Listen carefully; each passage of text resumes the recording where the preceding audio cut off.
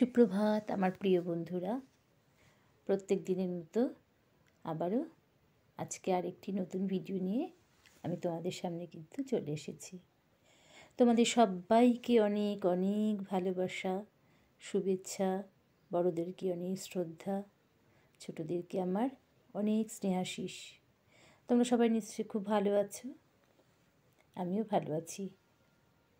প্রতিদিনের মতো আজকে দেখো কাজকর্ম শুরু করে দিয়েছি। সকালবেলা উঠে আমি একটু চা খেয়ে নিয়েছিলাম।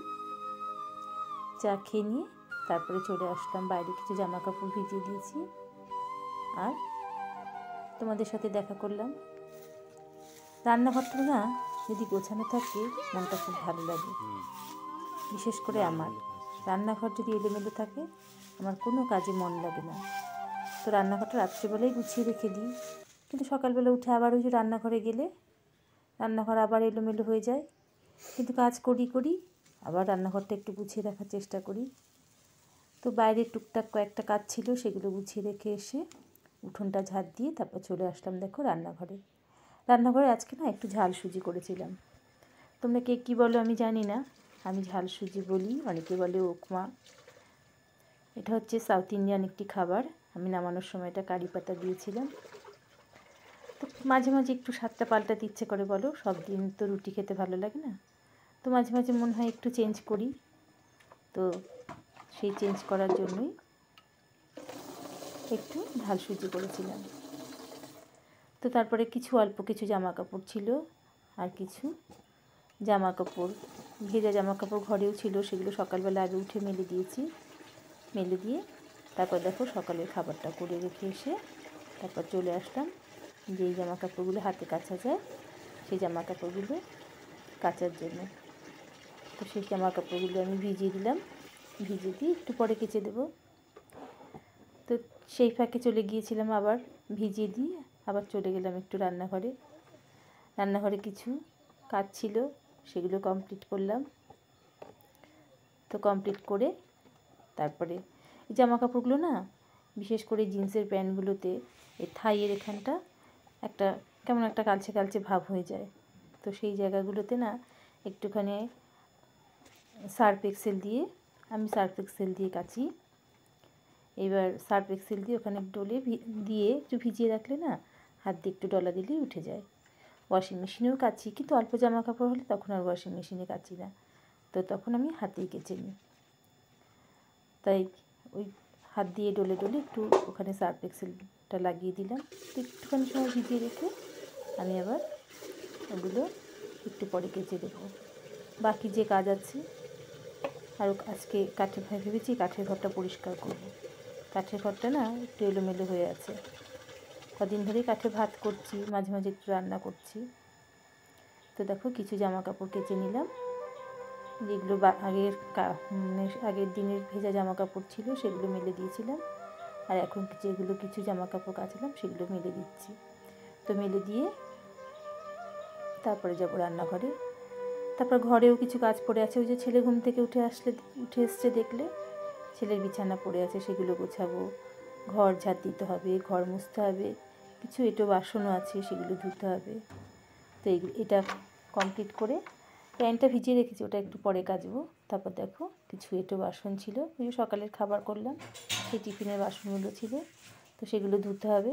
তো সেগুলো ধুয়ে নিচ্ছি, ধুয়ে নিয়ে তারপরে যা শুয়েছিল সেই বিছানা তুলে তারপরে ঘরটা একটু মুছে নেব। ঘর মুছে নিয়ে তারপরে যাব কাঠের ঘরে। তো কাঠের ঘরে না আমাদের ওই যে এখন তো একটু শীত পড়েছে, টুকটাক সবজি আমাদের ঘরে খাবার জন্য সবজি লাগানো হয়, তো সেই সবজিগুলো লাগাচ্ছে এখন। তাই কাঠের ঘরটা একটু এলোমেলো হয়ে আছে, কদিন ধরেই ভাবছি যে কাঠের ঘরটা পরিষ্কার করব। পরিষ্কার করে ওখানটা কাঠের উনুনটাও ছাই তুলতে হবে, ভাত বসাবো। তো ছাই তুলে কাঠের উনুনটা নেতা দিতে হবে, কিছু শুকনো আবার কাঠ গুছিয়ে এনে আবার কাঠের ঘরে রাখতে হবে। যেগুলো এলোমেলো হয়ে আছে সেগুলো আবার গুছিয়ে ঠিক জায়গায় রাখতে হবে, ঝাড় দিয়ে আবার কাঠের ঘরটা মুছতে হবে। কারণ ভীষণ আমাদের বাড়ির ঘরের সামনেটা না গত বছর কিছু বালি মাটি ফেলেছিল, মানে আমাদের ঘরের সামনে একটা কুয়ো করেছিল, সেই কুয়োর মাটি উঠেছিল, সেই মাটিগুলো ঘরের সামনে ফেলা হয়েছিল। এবার এত বালি মানে ঘরটা উঠোনটা এত বালি বালি হয়ে গেছে যে সেই একটু হাওয়া দিলে বালিগুলো সব উড়ে উড়ে ঘরের মধ্যে আসে আর ভীষণ পায়ে বালি আটকায়। তো সেই জন্য কাঠের ঘরটা তো আর এমনি এখন ব্যবহার করা হয়, যেহেতু ওই চাষবাসের জিনিসপত্র সমস্ত কিছু কাঠের ঘরে থাকে, তাই কাঠের ঘরটা না আমি পা দিতে পারছি না। কদিন ধরে ভাবছি কাঠের ঘরটা একটু ভালো করে পরিষ্কার করতে হবে। প্রত্যেক দিনই ভাত যখন করি তখন ঝাড় দিয়ে পরিষ্কার করে নিই, হয়তো মোছা হয় না সব দিন, কিন্তু পরিষ্কার করে নিই। তো আজকে ভাবছি কাঠের ঘরটা একটু পরিষ্কার করে তারপরে কাঠের ঘরে ভাত বসাবো। তো দেখো যে ঘরের বাসনগুলো আমি ধুয়ে সমস্ত উপর দিয়ে দিলাম। তো ছেলে উঠেছে, ছেলে উঠে ওর খাবারটা ও অনেক সময় ওর আমি রেডি করে রেখে দিই, নাহলে ও নিজেও রেডি করে নেয়, ওর পছন্দ মতো খাবারও করে নেয়। ও নিয়ে আমার টেনশান নিতে হয় না, ও বলে আমিই করে নেব। তো এই কাজ করতে করতে না ছোটোবেলার কত কথা মনে পড়ে যায় জানো না। ছোটোবেলায় যখন শনি রবিবার আমি না বিয়ের আগে টিউশন করতাম, বিয়ের পরেও কিছুদিন টিউশন করেছি। তো রবিবার হলেই এই যে আমি ভিডিওটা করেছি এটা হলো রবিবারের ভিডিও। তো রবিবার হলেই তো ছুটি থাকতো, তো সেদিন আমার অনেক সময় বাজারে যেতে হতো। আর রবিবার হলে টিউশন পড়ানো ছুটি, মানে আমরা টিউশনতে যেতে হতো না, মানে পড়াতে যেতে হতো না। তো সেদিন আমি কী করতাম, 8টা সাড়ে 8টা পর্যন্ত ঘুমিয়ে থাকতাম। মা চা করতো, চা করে আমার জন্য ঢেকে রেখে দিত। আমি পরে ঘুম থেকে উঠে দাঁত মেজে চা খেয়ে তারপর যেতাম বাজারে। তো বাজার থেকে বাজার করে নিয়ে আসতাম। আমার না বাজার করতে বরাবরই ভীষণ ভালো লাগে। ওই বাজারে গিয়ে বিশেষ করে হাটের যে বাজারগুলো, খোলা মানে ঢাকা জায়গার বাজার না, কিন্তু যেখানে হাটে একদম খোলা চাল থাকবে, এরকম মাটিতে নিয়ে সবাই বসবে, সব টাটকা টাটকা সবজি খেতে, চাষিরা সব সবজি এনে বিক্রি করবে, সেই বাজারে যেতে আমার ভীষণ ভালো লাগতো। আমাদের বাড়ির কাছেই একটা বাজার আছে, সেই বাজারটা ওই রকম হাটের মতো। তো ওরকম সব সবজি সবাই চাষিরা সব সবজি এনে একদম মার্কেট থেকে তুলে এনে সবজিগুলো বিক্রি করে। তো সেই সব যাই মাঝে মাঝে, কারণ এখন তো এই শীত পড়েছে, তাই এখন আমাদের সবজি লাগানো হয়েছে। সারা বছরই ছিল, কিন্তু তবু বাড়িতে তো সব সবজি লাগানো হয় না। ধরো যেই সবজিটা লাগানো হলো না, সেই সবজিটা একটু বাজার থেকে কিনে নিয়ে আসলে ভালো লাগে। তো সেই সবজিগুলো বাজার থেকে মাঝে মাঝে কিনে আনা হয়। তারপরে আলু পেঁয়াজটা তো হয় না, আলু পেঁয়াজ রসুন আদাটা লাগানো আছে, এবার আলু পেঁয়াজ রসুন সেগুলো আনতে হয়, মাছ কিনতে হয়, মাংস কিনতে হয়, টুকটাক তো আরও কত কিছু থাকে, সেগুলো কিনে নিয়ে আসতে হয়। দেখো, তো এই যে চলে আসলাম কাঠের ঘরে। এই যে তোমাদের বললাম যে কাঠের ঘরটা পরিষ্কার করব। ভীষণ ধুলো কাঠের ঘরে, আর ঝুলও পড়েছিল। তো তোমরা যারা যারা আমার ভিডিওগুলো দেখছো তারা কিন্তু অবশ্যই আমার ভিডিওগুলো পুরোটা দেখো এবং আমাকে সাপোর্ট করো। যারা যারা এখনও আমার চ্যানেলটি সাবস্ক্রাইব করোনি তারা কিন্তু অবশ্যই আমার চ্যানেলটি সাবস্ক্রাইব করে দিও। আর আমার ভিডিওর নোটিফিকেশান পেতে অবশ্যই বেল আইকনটা চেপে দিও। আর ভালো লাগলে একটা লাইক কমেন্ট শেয়ার করো।